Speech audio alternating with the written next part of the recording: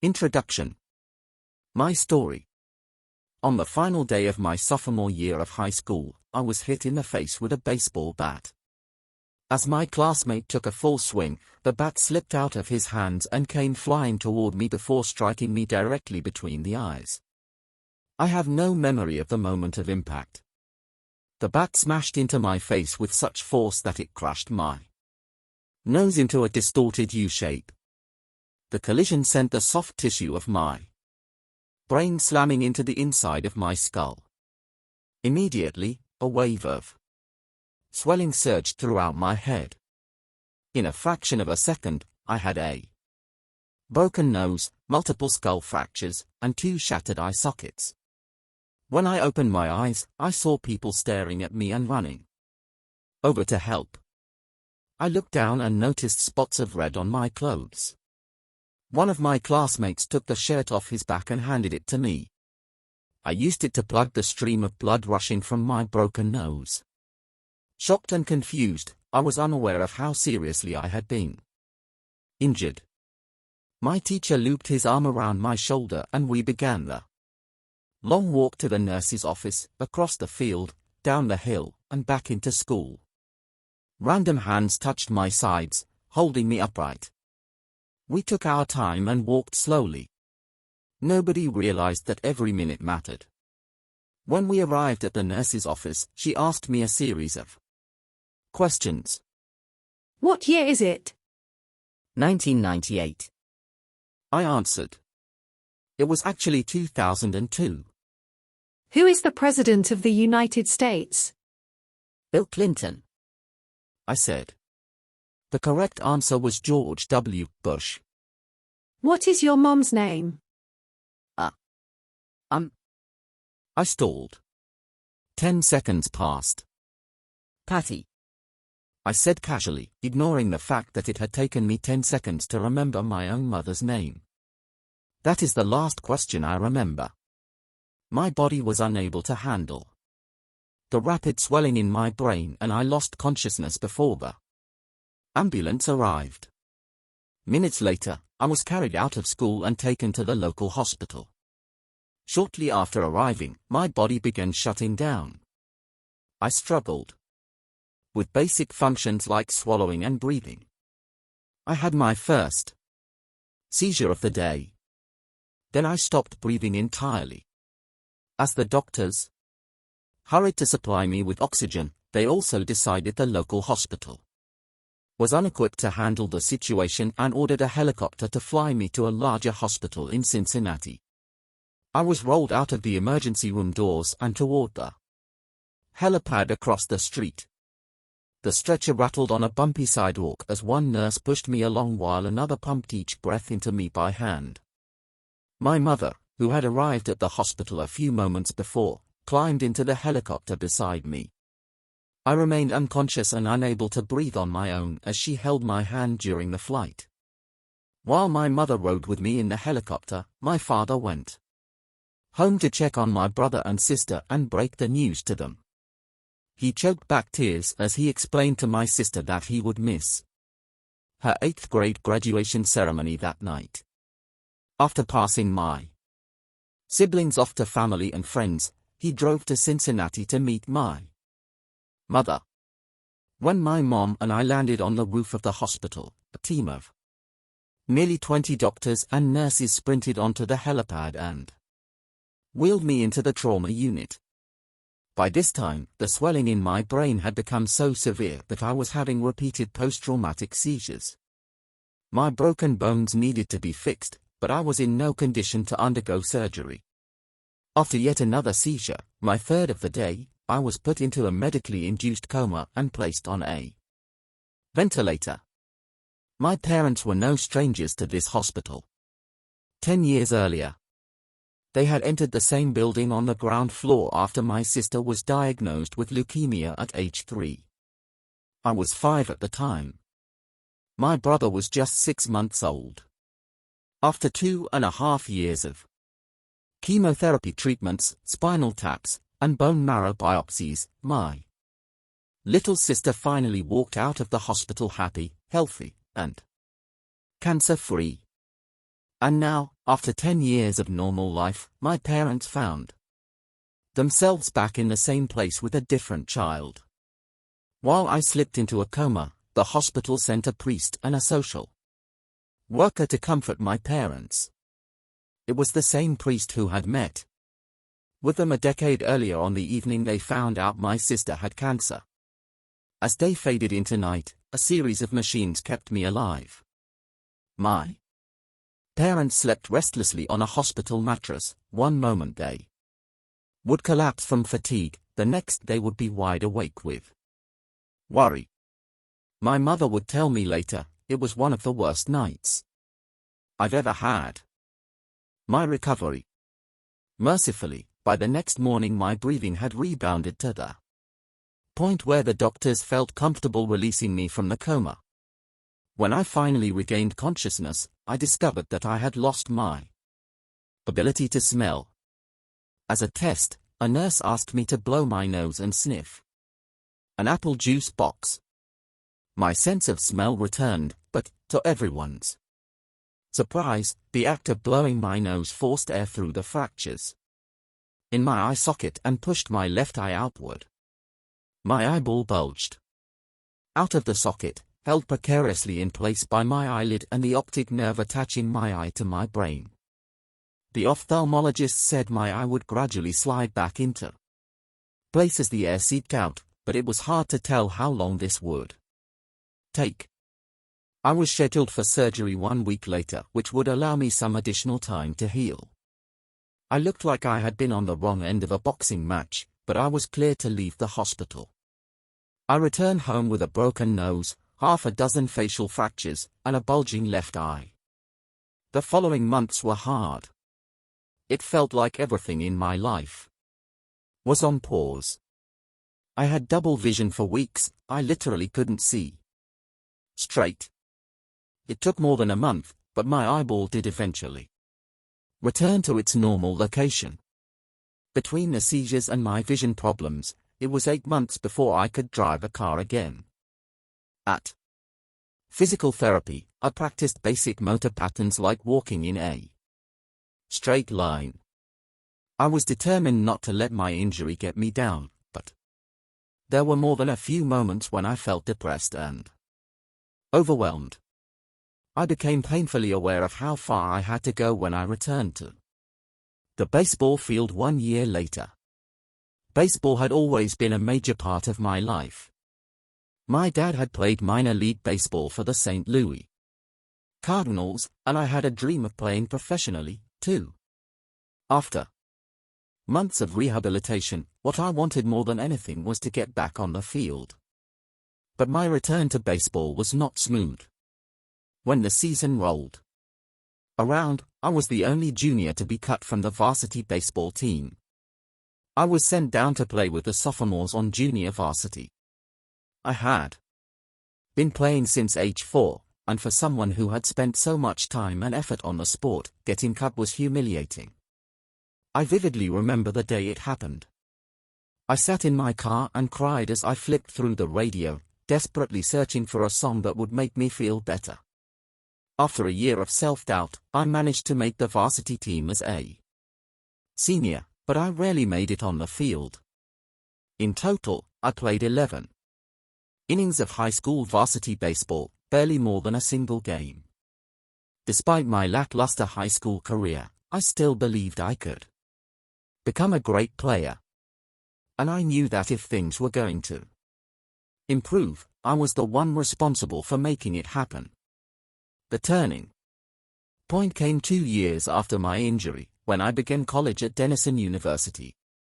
It was a new beginning, and it was the place where I would discover the surprising power of small habits for the first time. How I learned about habits. Attending Denison was one of the best decisions of my life. I earned a spot on the baseball team and, although I was at the bottom of the roster as a freshman, I was thrilled. Despite the chaos of my high school years, I had managed to become a college athlete. I wasn't going to be starting on the baseball team anytime soon, so I focused on getting my life in order. While my peers stayed up late and played video games, I built good sleep habits and went to bed early each night. In the messy world of a college dorm, I made a point to keep my room neat and tidy. These improvements were minor, but they gave me a sense of control over my life. I started to feel confident again. And this growing belief in myself rippled into the classroom as I improved my study habits and managed to earn straight A's during my first year. A habit is a routine or behavior that is performed regularly, and, in many cases, automatically. As each semester passed, I accumulated small but consistent habits that ultimately led to results that were unimaginable to me when I started. For example, for the first time in my life, I made it a habit to lift weights multiple times per week, and in the years that followed, my 6'4" frame bulked up from a featherweight 170 to a lean 200 pounds. When my sophomore season arrived, I earned a starting role on the pitching staff. By my junior year, I was voted team captain, and at the end of the season, I was selected for the all-conference team. But it was not until my senior season that my sleep habits, study habits, and strength training habits really began to pay off. 6 years after I had been hit in the face with a baseball bat, flown to the hospital, and placed into a coma, I was selected as the top male athlete at Denison University and named to the ESPN Academic All-America team, an honor given to just 33 players across the country. By the time I graduated, I was listed in the school record books in 8 different categories. That same year, I was awarded the university's highest academic honor, the President's Medal. I hope you'll forgive me if this sounds boastful. To be honest, there was nothing legendary or historic about my athletic career. I never ended up playing professionally. However, looking back on those years, I believe I accomplished something just as rare. I fulfilled my potential.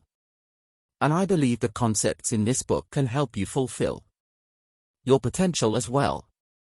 We all face challenges in life. This injury was one of mine, and the experience taught me a critical lesson: changes that seem small and unimportant at first will compound into remarkable results if you're willing to stick with them for years. We all deal with setbacks, but in the long run, the quality of our lives often depends on the quality of our habits. With the same habits, you'll end up with the same results. But with better habits, anything is possible. Maybe there are people who can achieve incredible success overnight. I don't know any of them, and I'm certainly not one of them. There wasn't one defining moment on my journey from medically induced coma to academic All-American. There were many. It was a gradual evolution, a long series of small wins and tiny breakthroughs. The only way I made progress, the only choice I had, was to start small. And I employed this same strategy a few years later when I started my own business and began working on this book. How and why I wrote this book. In November 2012, I began publishing articles at jamesclear.com. For years, I had been keeping notes about my personal experiments with habits, and I was finally ready to share some of them publicly. I began by publishing a new article every Monday and Thursday. Within a few months, this simple writing habit led to my first 1,000 email subscribers, and by the end of 2013 that number had grown to more than 30,000 people. In 2014, my email list expanded to over 100,000 subscribers, which made it one of the fastest-growing newsletters on the internet. I had felt like an imposter when I began writing 2 years earlier, but now I was becoming known as an expert on habits, a new label that excited me but also felt uncomfortable. I had never considered myself a master of the topic, but rather someone who was experimenting alongside my readers. In 2015, I reached 200,000 email subscribers and signed a book deal with Penguin Random House to begin writing the book you are reading now. As my audience grew, so did my business opportunities. I was increasingly asked to speak at top companies about the science of habit formation, behavior change, and continuous improvement. I found myself delivering keynote speeches at conferences in the United States and Europe. In 2016, my articles began to appear regularly in major publications like Time, Entrepreneur, and Forbes. Incredibly, my writing was read by over 8 million people that year. Coaches in the NFL, NBA, and MLB began reading my work and sharing it with their teams. At the start of 2017, I launched the Habits Academy, which became the premier training platform for organizations and individuals interested in building better habits in life and work. Fortune 500 companies and growing startups began to enroll their leaders and train their staff. In total, over 10,000 leaders, managers, coaches, and teachers have graduated from the Habits Academy, and my work with them has taught me an incredible amount about what it takes to make habits work in the real world. As I put the finishing touches on this book in 2018, JamesClear.com is receiving millions of visitors per month and nearly 500,000 people subscribe to my weekly email newsletter, a number that is so far beyond my expectations when I began that I'm not even sure what to think of it. How this book will benefit you. The entrepreneur and investor Naval Ravikant has said, to write a great book, you must first become the book. I originally learned about the ideas mentioned here because I had to live them. I had to rely on small habits to rebound from my injury, to get stronger in the gym, to perform at a high level on the field, to become a writer, to build a successful business, and simply to develop into a responsible adult. Small habits helped me fulfill my potential, and since you picked up this book, I'm guessing you'd like to fulfill yours as well. In the pages that follow, I will share a step-by-step plan for building better habits, not for days or weeks, but for a lifetime. While science supports everything I've written, this book is not an academic research paper, it's an operating manual. You'll find wisdom and practical advice front and center as I explain the science of how to create and change your habits in a way that is easy to understand and apply. The fields I draw on: biology, neuroscience, philosophy, psychology, and more, have been around for many years. What I offer you is a synthesis of the best ideas smart people figured out a long time ago, as well as the most compelling discoveries scientists have made recently. My contribution, I hope, is to find the ideas that matter most and connect them in a way that is highly actionable. Anything wise in these pages you should credit to the many experts who preceded me. Anything foolish, assume it is my error. The backbone of this book is my 4-step model of habits: cue, craving, response, and reward, and the 4 laws of behavior change that evolve out of these steps.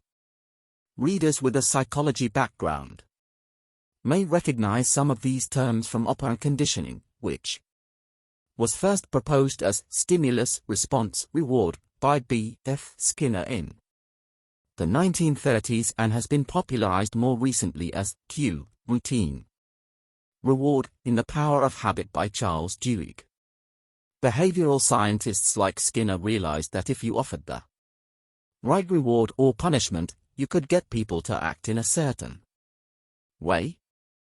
But while Skinner's model did an excellent job of explaining how external stimuli influenced our habits, it lacked a good explanation for how our thoughts, feelings, and beliefs impact our behavior. Internal states, our moods and emotions, matter, too. In recent decades, scientists have begun to determine the connection between our thoughts, feelings, and behavior. This research will also be covered in these pages. In total, the framework I offer is an integrated model of the cognitive and behavioral sciences. I believe it is one of the first models of human behavior to accurately account for both the influence of external stimuli and internal emotions on our habits. While some of the language may be familiar, I am confident that the details, and the applications of the 4 laws of behavior change, will offer a new way to think about your habits.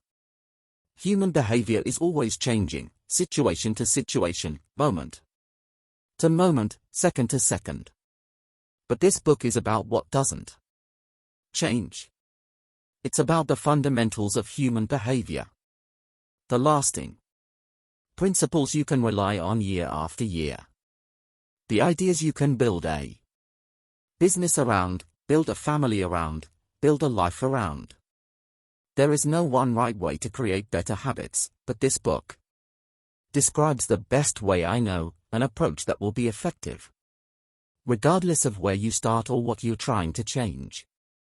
The strategies I cover will be relevant to anyone looking for a step-by-step system for improvement, whether your goals center on health, money, productivity, relationships, or all of the above. As long as human behavior is involved, this book will be your guide.